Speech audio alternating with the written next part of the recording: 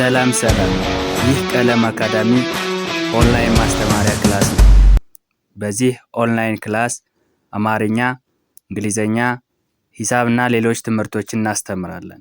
ስለሆነም በሀገር ውስጥም በውጭም ሆናችሁ መማር የምትፈልጉ ልጆች +251 አስቀድማችሁ 9 23 14 67 69 ስልካችን ነው። በኢሞ በዋትሳፕ ወይም ደግሞ በቴሌግራም ተመዝግባችሁ በቀንም ሆነ ማታ በተመቻችሁ ሰዓት በኢሞ፣ በቴሌግራም፣ በዋትሳፕ፣ በጎግል ሚት እና በሌሎች አማራጮች መማር ትችላላችሁ።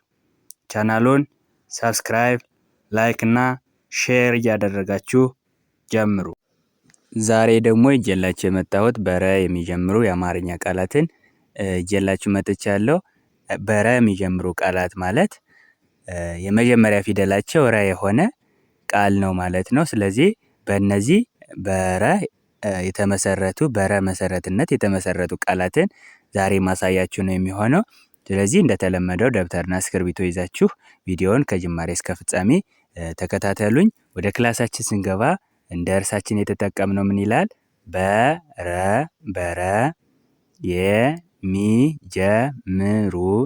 የሚጀምሩ የአማርኛ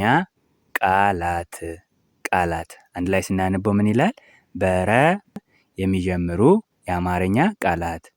በረ የሚጀምሩ የአማርኛ ቃላት ማለት መጀመሪያ ፊደል ረ የሆነ ቃል ማለት ነው። ስለዚህ ወደ እዚህ ጋር ስንመጣ ምን ይላል?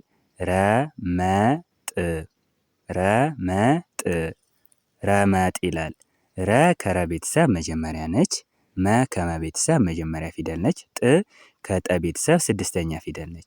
እነዚህ ሶስቱ ፊደላትን ስርዓት ባለው መግደርደር አንድ ላይ ስናነብ ረመጥ ይላል።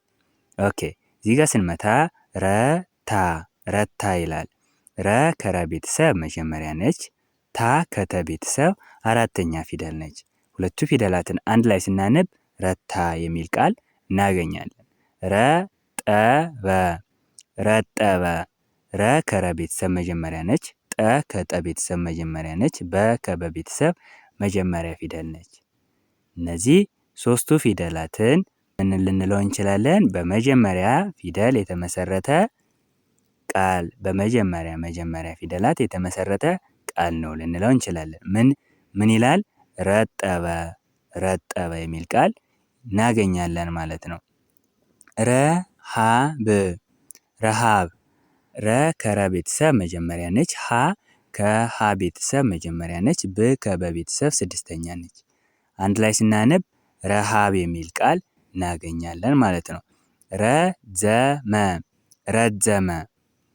ረ ከረ ቤተሰብ መጀመሪያ ነች። ዘ ከዘ ቤተሰብ መጀመሪያ ነች። መ ከመ ቤተሰብ መጀመሪያ ነች። በመጀመሪያ ፊደላት የተመሰረተ ባለ ሶስት ሆሄ ቃል ነው ልንለው እንችላለን። ስለዚህ ረዘመ የሚል ቃል እናገኛለን ማለት ነው። ኦኬ፣ ረፈደ።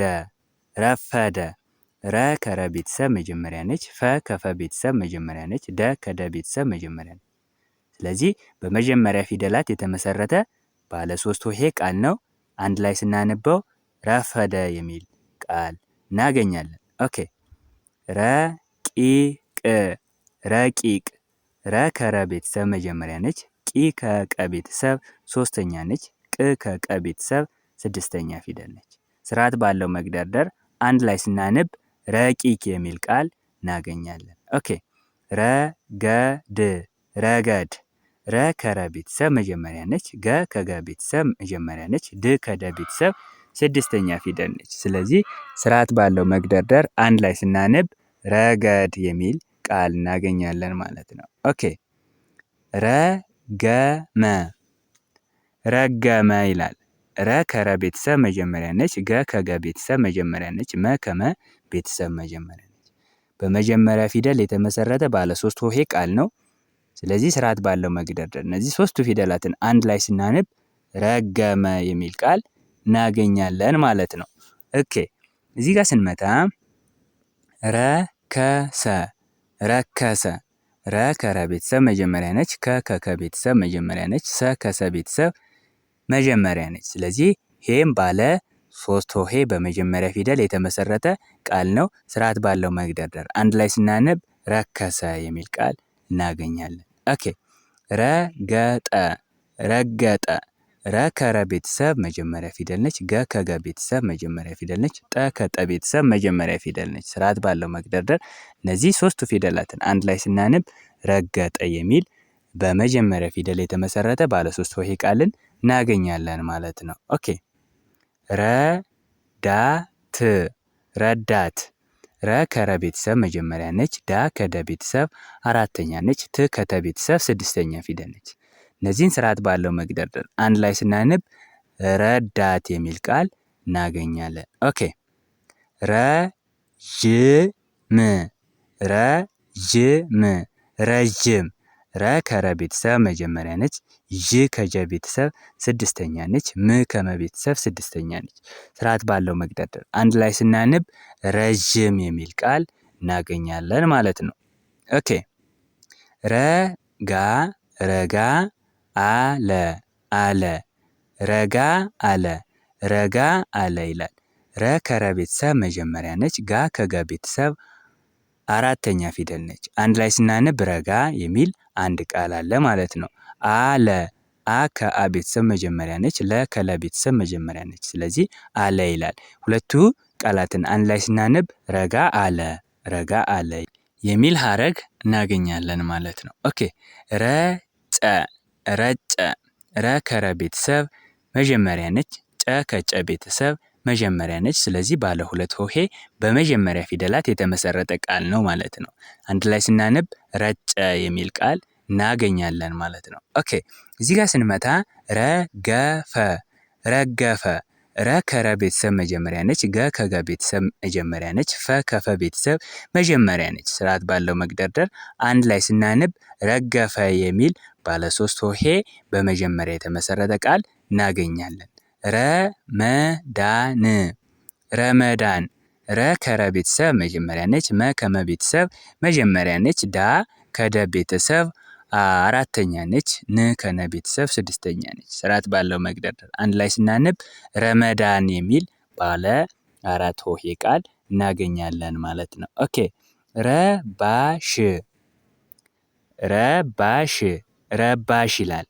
ረ ከረ ቤተሰብ መጀመሪያ ነች። ባ ከበ ቤተሰብ አራተኛ ነች። ሽ ከሸ ቤተሰብ ስድስተኛ ነች።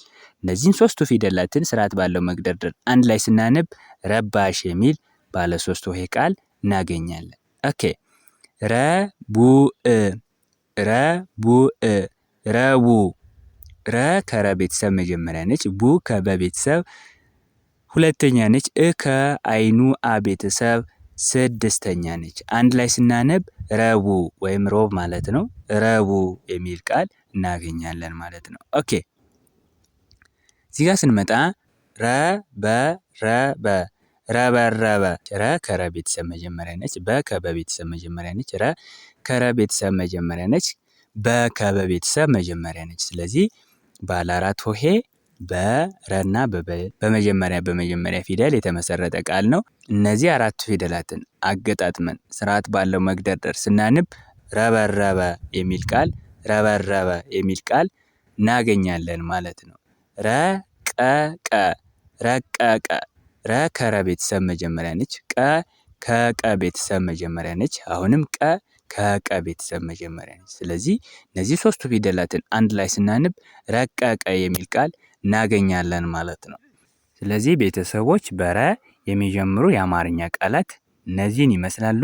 እነዚህ ብቻ ግን አይደሉም፣ ብዙ ቃላት አሉ። ስለዚህ እነዛ ቃላትን እናንተ እያመጣችሁ መለማመድ ይኖርባችኋል ማለት ነው። የዛሬ ክላሳችን ይሄንን ይመስላል። አማርኛን፣ እንግሊዘኛ፣ ሂሳብና የተለያዩ ትምህርቶችን በአጭር ጊዜ ውስጥ ማወቅ ከፈለጋችሁ በውስጥ መስመር ገብታችሁ መማር ትችላላችሁ። በቀጣይ ክላስ ከምንገናኝ ድረስ በያላችሁበት ሰላማችሁ ይብዛ። ባይ ባይ።